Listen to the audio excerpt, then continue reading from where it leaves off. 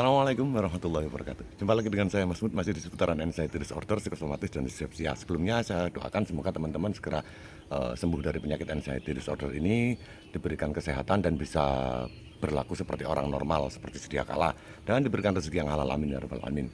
Video hari ini saya ingin membahas tentang intermittent fasting, teman-teman ya, karena saya sudah tidak fokus ke sensasi dan tidak fokus ke yang lain, saya hanya fokus ke cara hidup sehat.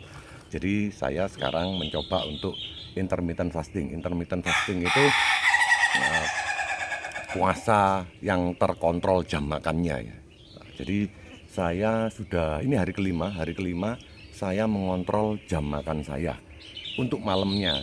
Kenapa enggak pagi? Kalau pagi kan puasa beneran seperti kita umat muslim ya, umat Islam.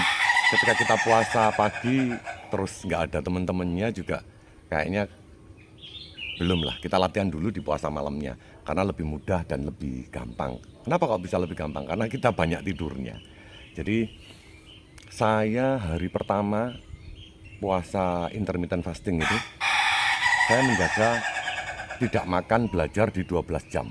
Jadi jam 6 sampai jam 6 pagi besoknya saya baru makan atau paling enggak minum air kurma lah. Jadi tidak boleh kemasukan kalori sama sekali. Yang boleh itu teh tawar, kopi tawar, jahe tawar, itu boleh. Air putih. Saya sekarang sudah di 15 jam ya hari. Sekarang belum jam 9, nanti jam 9 saya harus berbuka. Berbuka pertama itu saya biasanya pakai air kurma. Air kurma, setengah jam berikutnya baru saya makan sereal oatmeal ini. Saya campur pisang, saya campur kurma dan madu. Ini segini ini biasanya saya nggak habis biasanya. Nggak habis, bisa dimakan di sela-sela ketika ada lapar, di jeda makan lagi. Nanti makan beratnya sekitar jam 1 dengan makanan yang bergizi. Biasanya saya pakai ikan kembung, daun kelor, sayur kelor. Kemarin saya sayur kelor sama ikan kembung, kayaknya hari ini sop-sopan ya, sop-sopan mungkin. Terus kalau nemu daging di kulkas pakai daging, kalau nggak ada mungkin pakai hati. Terus makan terakhir nanti saya jam 6. Jam 6 itu sudah stop. Saya tidak, jam 5, jam 6 itu saya stop. Terus tidak makan, tidak memasukkan manis-manis, tidak memasukkan apa-apa sampai jam 9, jam 10 pagi berikutnya. Ini hari kelima saya lakukan. Apa yang terjadi? Yang terjadi adalah untuk di 2 hari pertama jam 6 sampai jam 9 itu nggak nyaman ya. Tapi karena hari pertama itu jam 6 jadi nggak ada masalah. Ini nyoba sampai jam 9 ini ada nyoba 16 jam ya, 16/8 maksud saya itu. Jadi saya hanya makan di 8 jam. Yang 16 jam saya tidak makan. Jadi selama 16 jam termasuk tidur itu tadi saya tidak memakan, tidak mengkonsumsi apapun itu kecuali air dan ngerokok, hanya itu saja. Terus yang saya dapatkan itu adalah energik sekali. Kemarin saya bersih-bersih pelataran ini, membersihkan batu-batu kecil-kecil itu saya bersihkan sendiri, saya sorot, saya buang-buang. Terus membersihkan depan rumah, ini bersih semua, ini depan rumah bersih semua.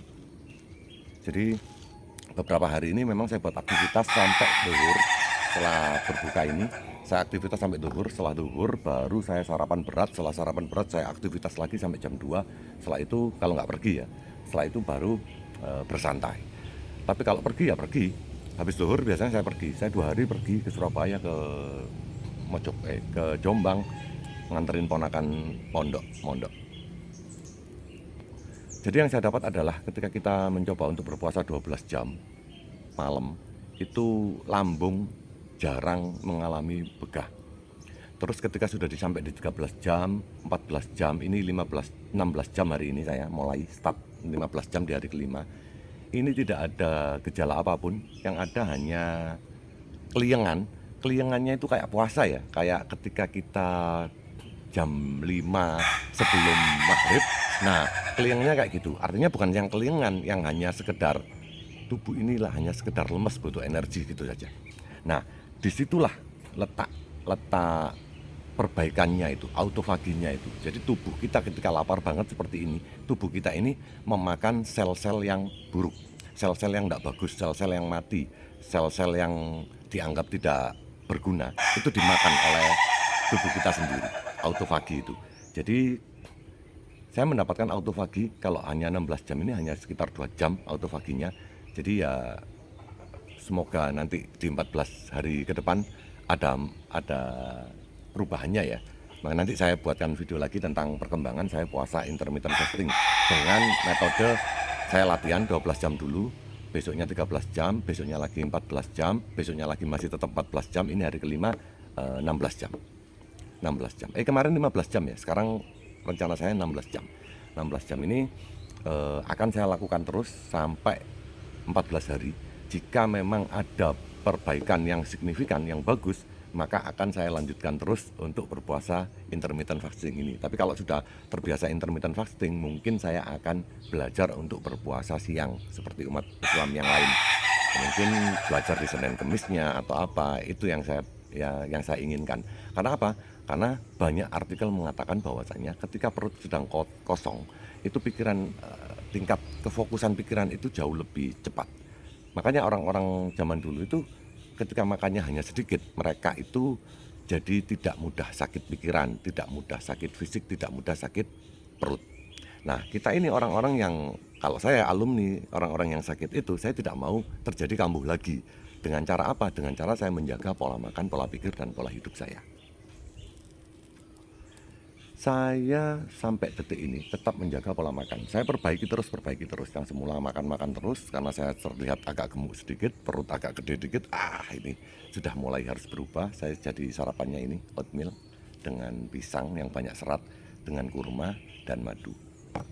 Terus makan beratnya itu hanya di siang, makan malamnya itu setengah dari nasinya, setengah dari porsi makan siangnya. Karena setelah itu kan tidur, tidak ada kegiatan. Jadi tubuh kita ini tidak butuh nutrisi yang banyak, atau nutrisinya itu tidak karbo lah, tidak gula dengan instan, tidak gula yang cepat, tidak dibakar langsung. Jadi tidak ada lonjakan gula darah. Jadi tidak ada lonjakan gula darah di dalam tubuh. Ketika kita tidak mengalami lonjakan gula darah di dalam tubuh, maka kita jauh dari yang namanya hipertensi atau tekanan darah tinggi, jauh dari penyakit ibunya penyakit itu kencing manis. Nah, ketika kita jarang kena lonjakan gula darah, maka tubuh kita akan menjadi lebih baik di kedepannya. Jadi saya mempunyai prinsip, apa yang kita makan hari ini nanti bermanfaat di 10 tahun ke depan. Jadi yang saya lakukan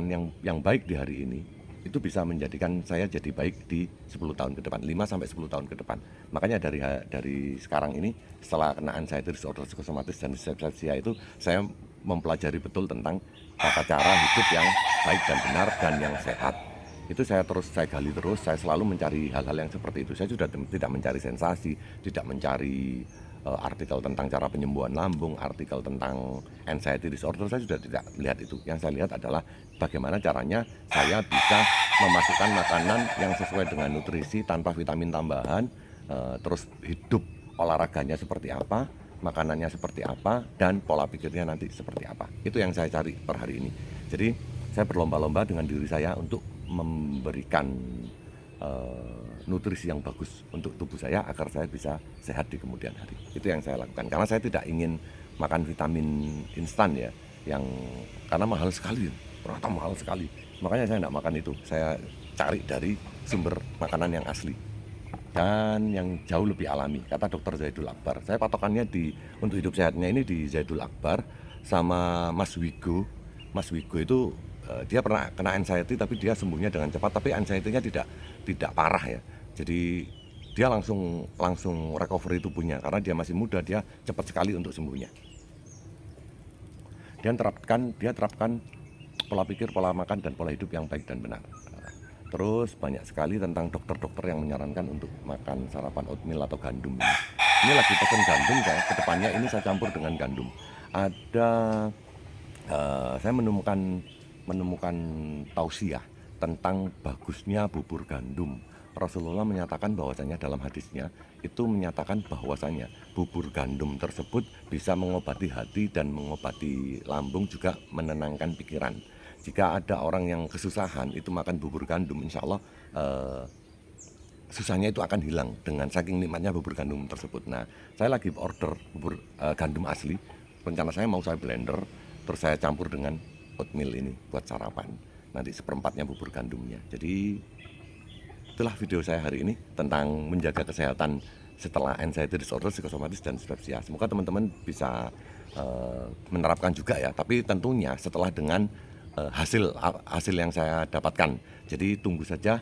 Ini masih hari kelima, nanti di hari ke-14 nanti perubahan apa yang terjadi di diri saya. Juga kantung mata saya ini kan terlalu tebal banget. Ini ciri-ciri orang yang punya masalah beban hidup yang banyak katanya, satu. Nomor dua, banyak cairan di dalam muka, sering pilek, sering ini juga itu termasuk. Jadi karena saya sudah usia 45 dan teman-teman saya juga sudah ada yang kantung mata, tapi kantung mata saya ini dibanding teman-teman yang lain itu saya lebih besar.